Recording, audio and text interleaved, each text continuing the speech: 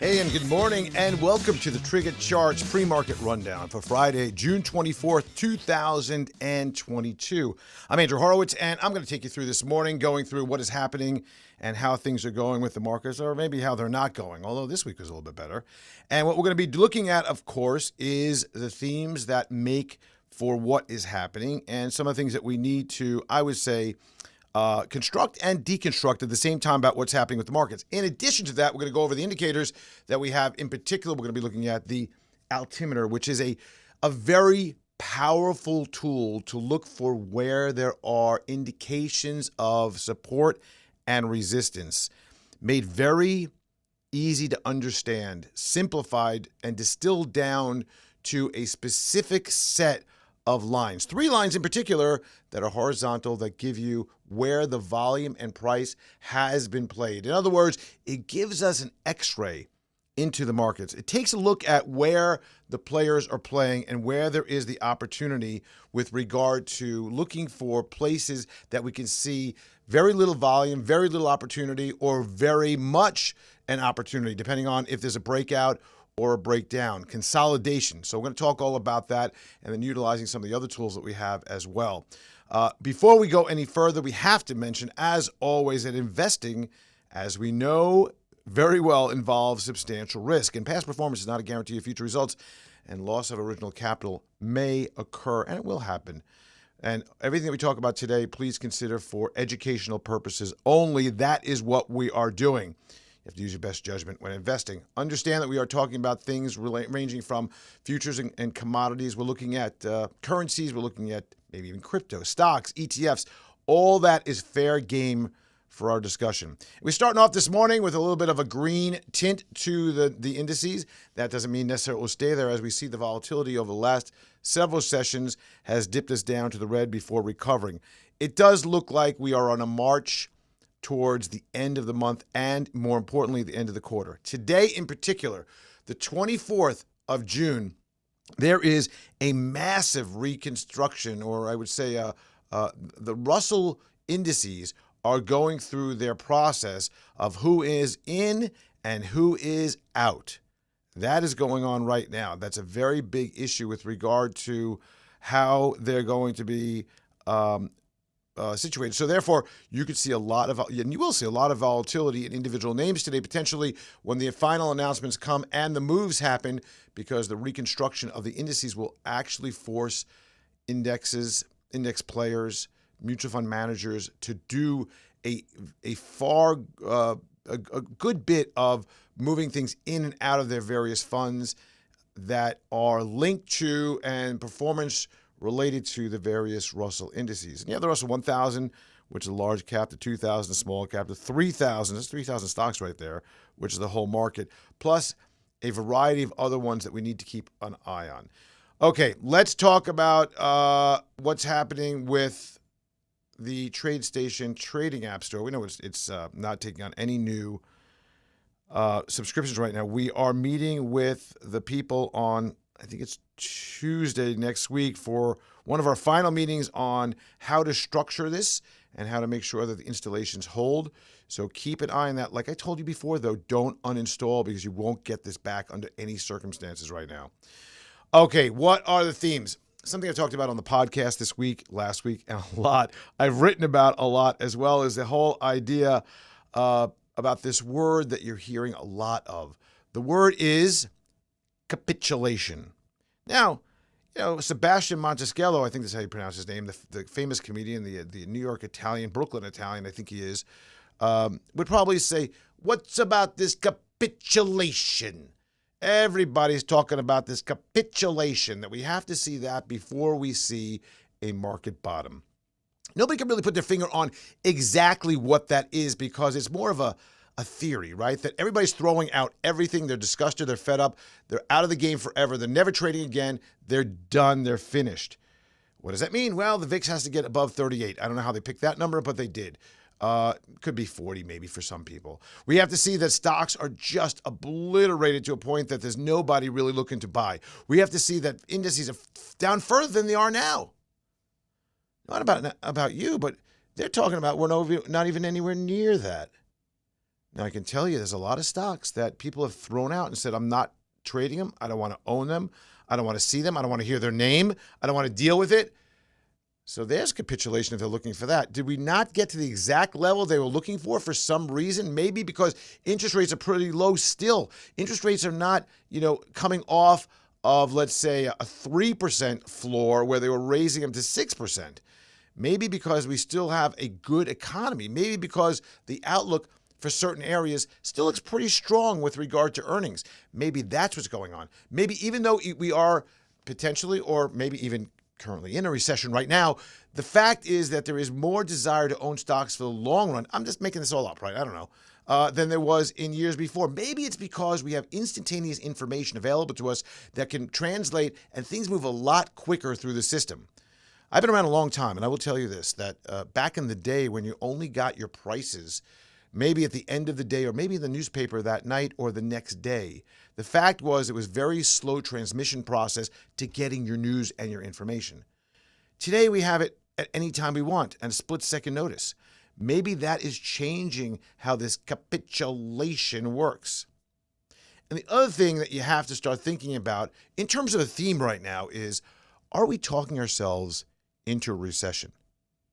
I mean, everybody's talking about that we have a 25, 35, 50, 70% chance of recession. We're in a recession right now. The fact is that the Fed is going to continue doing what they're doing. We had Bullard out. I call him now the Bulldog. Bulldog Bullard was out today talking about how, we need to have another 75 basis point hike at the next meeting, which is coming up in a couple of 3 weeks. And on top of that, we want to see 3.5% Fed funds rate by the end of the year. Oh, my. So they have him out as the super hawk in the discussion, making sure that the message is not only heard, but it sticks. We want to get this in your mind. It's called nudging. Nudging us to believe by just continually telling us the same thing over and over again. In terms of market patterns, what we're looking at here, right, this puke and sputter, we've seen a lot of stocks do a puke, which is a sell and just absolutely get killed, and a little sputter higher, then another puke, and a little sputter higher. We're not seeing any significant rallies that have held 3-4 days, maybe here and there. But beyond getting towards the previous highs, well, we can forget about that for a while. Beyond getting to a point that we see significant increase of a price that moves beyond a resistance point, in some areas we're seeing that. We have to build the consolidations first. We have to look for the basing patterns, and that's what I want you to look at. This is my main discussion this week, is the basing patterns and starting to watch for these. Where we see long areas of very thin activity, and when I mean thin, price movement, where it doesn't have these crazy moves up and down, where we're seeing it get a little bit more of a tepid move, right? Just a little bit move higher and lower. And where we're seeing it do that for a while. That is very interesting, because usually what we notice from that is the longer we see a consolidation go on, the longer we have, the better off we are at seeing an actual breakout. And let's see if we can find something here. This is daily. I want to maybe show you. No breakout. Let's go. I just want to show you what it looks like. Let's go weekly. Yeah. Okay, so this area right here. Let's go here. Let's see if we can make that larger. Now, okay, so we look from 18. So let's just draw a box. This is an example. It's not an exact example. I just pulled this up to show you something. This range right here, from 2018 through almost the mid part of 2019, there was a range for the S&P 500. Yes, it clearly dipped below right here, but let's just look at this for a second. We have this range that we can't get above or below in any significant matter. This is a weekly chart. It just keeps on popping to the top and holding on and popping to the bottom and then popping up. Again, not the best example, but just humor me here for a second that pretend that we were going through this, like this. Now, this price range is a little bit higher than I'd want. This is 280. Not too bad, to 260. So we're talking about 20 points, talking about 7% up and down. Now, what I'd like to see is more like this, right? Like a 4% up and down. Now, with a stock, it may be. With an index, I'd like to see less of a move. But now what we have is the opportunity for the move lower to be either exacerbated to the downside because we have like a spring that's being wound up here. It's being wound up. And then when it finally breaks is where we see the opportunity. In this case, great opportunity to the upside, 2019. A little bit of a dip here, clearly. But again, think about a consolidation of an area that the price just really can't move above or below for a long period of time. And let's be honest, 2018, 2019, we're talking about 6 months of pain here with the markets right now. We're talking about from 18 to 2000, so we're talking about 12, 6, 18 months of time where there was this consolidation, and particularly right, in these areas right here, just not going anywhere. So think about that when we think about this consolidation and looking for this basing pattern. Basing patterns are a little bit different than consolidation. Basing patterns are, let's see if we can find one here. None here, none here, none here. I'm trying to find one on an index that makes it look like a basing pattern for you. We have to see something go down, and then maybe we do this on daily. This would be probably better. Weak basing pattern right here, but I'll call it a basing pattern right in the center here, right? Where we see that there is a period of a down move where you're seeing that there is a continuation moving lower, lower, lower. And then we see that there's a basing pattern where you can't really get below a certain point. Now, that doesn't mean it's the end of it, but you do see eventually when you have a basing pattern and a consolidation inside of a range that the break is pretty dramatic. And when you can't get below another area, that moves higher. So let's take a look at RBL. I think there was something I saw here. Yeah, here's a good basing pattern. You see this? Take a look at this basing pattern. Now, this is ugly, right? This is Roblox. This is one of the darlings of the day, but coming down from 140 down to 23. But look at this great basing pattern right here. Do you see this? You all see this basing pattern? And now, I'll tell you what else you see here. You see a breakout. Let's cut, if I can get this thing to work. Here we go. Look at that. This is a great basing pattern. Couple things to note here. This is really important. First of all, the lines. Look at the red, the blue, the green. Notice something really important. Does anybody see anything? I'm going to ask you. We got a lot of people on the horn today. Please use the chat. I'm going to put the word here. This is going to be a little test to see how well I've been doing. If you're awake and if you respond. I need you to respond to this. What do you see that's interesting about these three lines in the altimeter, in the market profile, if you will, of this that makes it very interesting to look at from the perspective of a basing pattern? Anybody know? I'll give you a second to think about it. Throw out whatever answer. It won't be stupid. Whatever it is. Whatever you want to say. Yes. Yes. Yes. Yes. Yes. I love that. I love that. Yes, you're exactly right, which I'll repeat now. I don't know if you can see all the chat. Yeah, you can see it. So you have a tight line between the overall pattern's not that tight, 29 to 23 at $6. It's like 18%. But these lines right here, the very high volume node, the blue and the green are very tight. Or said a different way, the blue is really close to the green or far away from the red.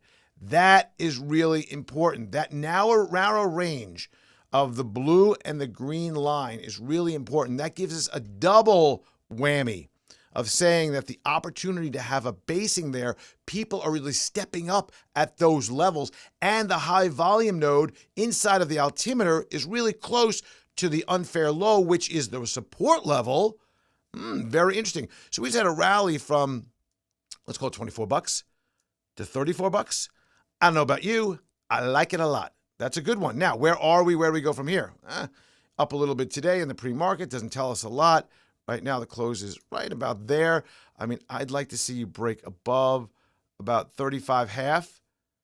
You can clear most of these tops there. Get into an area right here where there's nothing.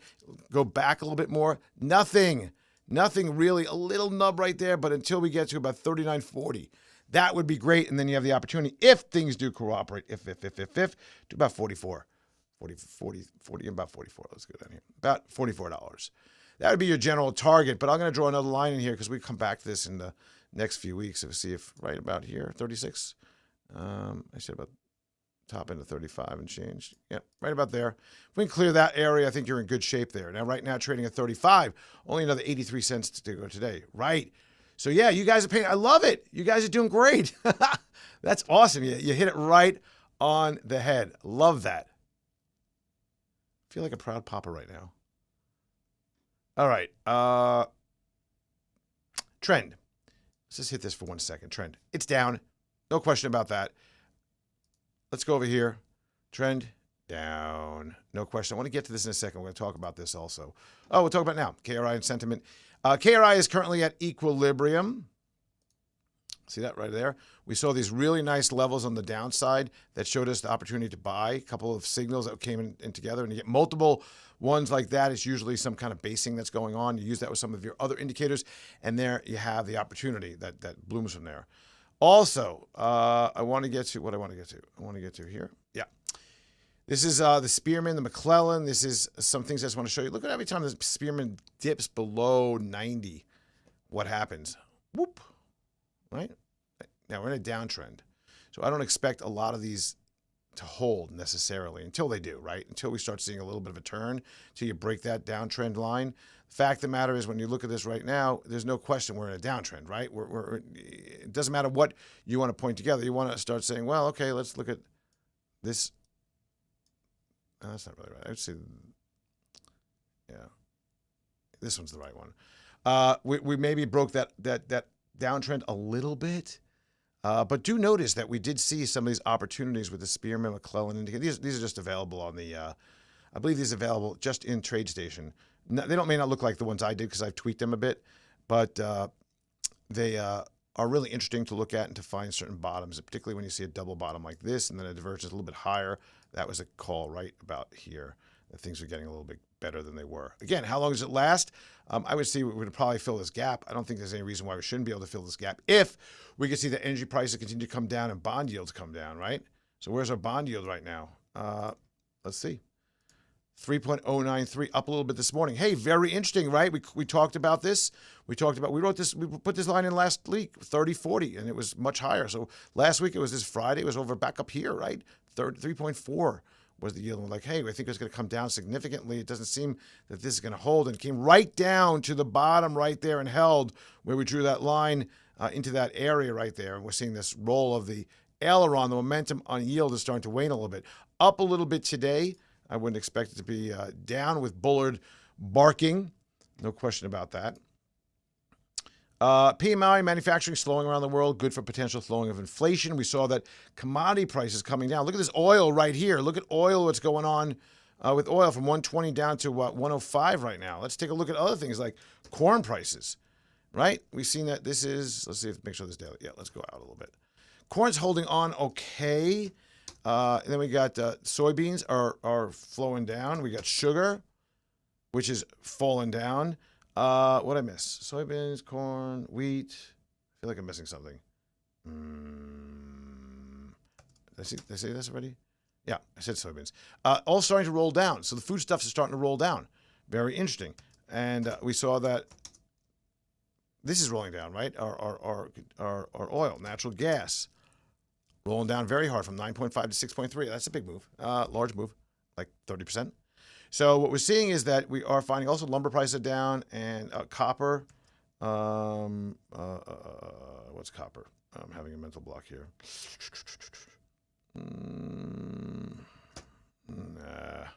Oh, HB. There we go. Let's have a little bit of problem there. HB. Copper? I thought copper was HB. Oh, well. My bad. I don't remember if anybody knows what the copper is.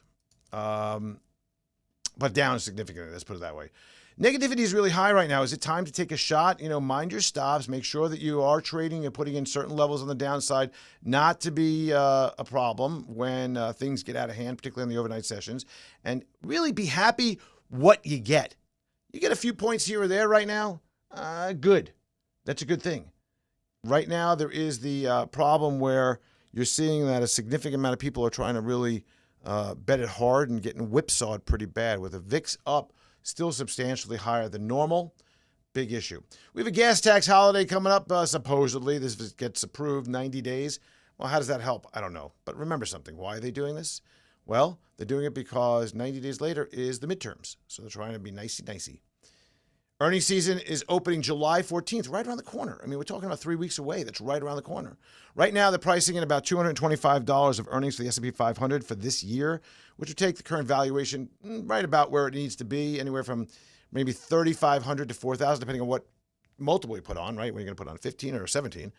And so that's interesting. But, what are we looking at? They're still looking at 2023, even though there is a lot of calls for recession, an 8% increase in rates, maybe even a little bit less, but they're talking about 235, 240.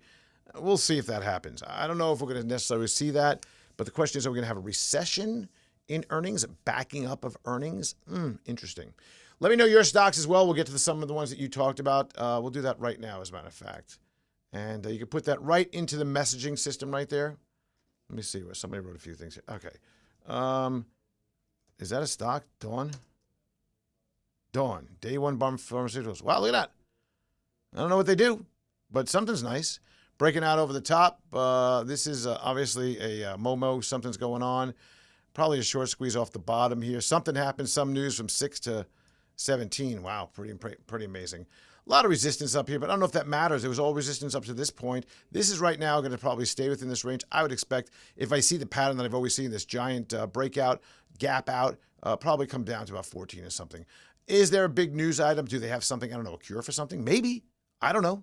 That's what this is probably playing on. If you look at a chart, there's really nothing to talk about. It looks awful. They must have had something come up. Where can it go? I mean, if it's a major blockbuster, it can go. So charting on this is a little bit wonky right now. We don't have enough data right now inside of this range, but clearly this range, somewhere about the 17, I would call it, is right now top end until they can start maybe moving it clearly higher. But let's see if it does back on down. We did see, these few day wonders like Revlon. Revlon was up to $10 from about $1. I tried to short this. There was no shorts available. Currently trading at $6.75, right about here. I'd expect Revlon probably this file for bankruptcy to come down to probably about the $4, $5 range, if not a lot lower. McDonald's had an announcement today. Trading within a range. This is daily again. We're looking at daily. You can look at anything, the 30-minute on the right. I like to put sometimes a little bit more refinement with the radar in there. We see that McDonald's tried to break out, stopped this line. There's an announcement last night. Actually, interesting that the stock is up today. Nothing big, but just an announcement that looked a little bit wonky. Looks like food costs not really causing too much problems with this. I mean, the low of this back in March has been recovered very nicely. Now you're seeing just a choppy, wide-ranging, not terribly wide, but a wide-ranging move here. Looks like it's sitting right in the middle of its very long term. I would say if you look at this and you look at the ranges right here, it does look like there's a very long-term consolidation going on this range, right? The breakout, breakdown, but take the top out, take the bottom out, and let's see what's happening. You got to get above 250 to really make anything happen right there. MGM. The problem you have with MGM is a whole host of issues. If you go into recession, people are not going to spend on discretionary. What's the most discretionary item you could spend on? Probably pissing away your money gambling, going to Vegas. Plus, you have to look at what's happening with casinos around the world, and especially with Macau now having another outbreak. Big issue right there. We got XLE. Yeah, XLE, interesting. This is going right alongside of what happened with oil. If we look at the oil chart, let's look at up and roll. Up and roll. Now, stock's usually way ahead of it. We had this big move to the upside here.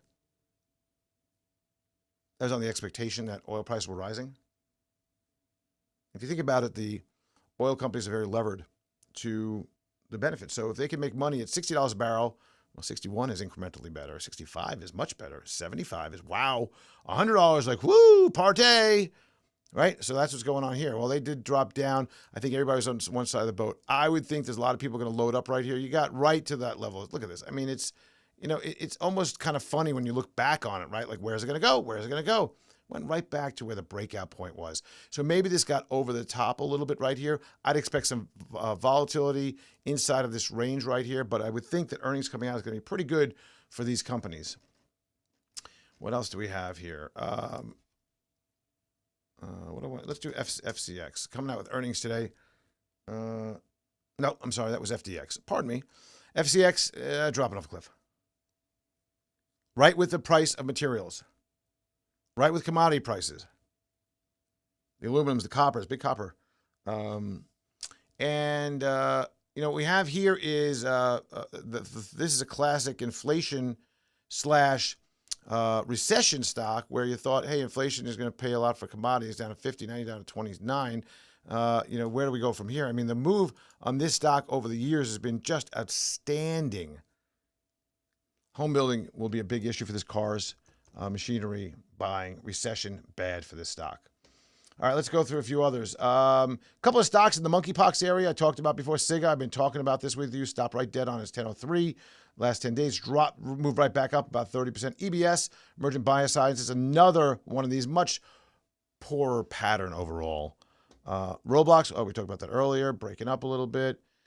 Wynn is caught in the maelstrom of closures in Macau and the concern about recession. So you got a double whammy going on there. They can't get a break. A lot of institutional ownership with Wynn. A lot of institutions love this, but still not getting any. 1% up from where it is, and just looking back on this is just awful, just awful, it's awful. This consolidation we talk about, and it just really couldn't do anything at all, and just broke down. Zoom, not going anywhere. Maybe a breakout could come above this level, but there's a lot of area it has to get to. Really, you got to squeeze above 126 to get anything really exciting going. Talked about that. Another home builder up nicely yesterday on the heels of KB Homes, KBH. Down a little bit today, but off of the bottom. We saw that Lennar also doing the same. They all look the same, don't they? They all look the same. Tesla up, even though they said they're losing billions of dollars every day. Still in a consolidation pattern here. Aileron is to the downside. You could quickly start looking through charts like this. Very quickly. You put up a symbol and you say, okay, what do we got? Well, we got a consolidation pattern. We got a down trend overall. We see the aileron clearly confirming that right now. Where do we go? Well, we're holding right here. We see that possibility that 636 is a downside in a wide range, but we do have a tighter blue to a green. We have a tighter unfair low to a point of control. Okay, that's interesting. Those are the kind of things, just pop, pop, pop, pop, pop. What do you want to do? Let's take another look at something else, right? Revlon, we talked about this. Pop it over the top, hit a support resistance level really right here for no good reason. Miserable right here. Potash, fertilizer costs went through the roof. Now everybody's not buying it because they just can't pay it. And now crops are coming, and there's a problem with a lot of this coming from Belarus. So now you're back down, all the way down to where you were in March after that major move because of the war. Then we thought there was going to be a shortage of all these fertilizers. Natural gas dropping down, as we talked about earlier, similarly to what we saw with oil, but much more severe from 32 down to 23. This is oil, the USO that we're seeing dropping from 92 to 90. Saw this roll over right about here. That confirmed on the short signal. Right now we're trading on the short side, right? But you got to be really careful. I would say that 78 may have been the downside. We did touch that right about here. Here's our dollar. The all strong dollar. You could trade the dollar through an ETF, and look at this since July last year, 24 to 28. May not seem like a lot, but that is a lot for the U.S. dollar. TLT, long bond, is long down. From 155 to 114. Is it going to be a turnaround? Well, we're going to see interest rates that low again that we saw last December. Interest rates on the rise are going to knock down the long bond. This 155 to 114, think about that. 155 to 114, we're talking about 40 points. We're talking about 25% on just the bonds. This is why we stayed away from the long bonds. Short bonds taking a little bit of a hit too, but not as bad as this. Pretty ugly right there, right? Somebody's asking about Starwood. Starwood is making a recovery. This is interesting because a lot of these hotel properties like Hilton, Marriott, looking ugly, even though bookings are up and prices are high. Concern that recession is going to hit again is hurting this. I want to bring up one stock that I've been looking at. I want to look at this stock. So this is interesting. Crocs, terrible chart. It's unquestionably a terrible chart. We're hitting some below support, in fact. What was that, 49 and change? So a little bit above that. We're hitting that support. Aileron's bad. Stock is just from 180 to 49. Maybe even 185 to 49. Just terrible. But look a little bit further, pretty much took back. This is the as I call it, the ghostly. This is the ghostly pandemic chart. Look at the ghost here. See the ghost? It's like a big Casper the Friendly Ghost, right? We see this all over the place. The fact of the matter is that when we look at this, I'm looking at this as an opportunity if, in fact, rubber prices come down, the material costs come down, and maybe people say, you know what, hey, maybe it's not as bad as we think. I think there's an opportunity in this one. That's the long shot I'm talking about with watching your stops. Hey, thanks for joining me. We're going to end it right there. See you again next week. Have a great day of trading and a great week of trading.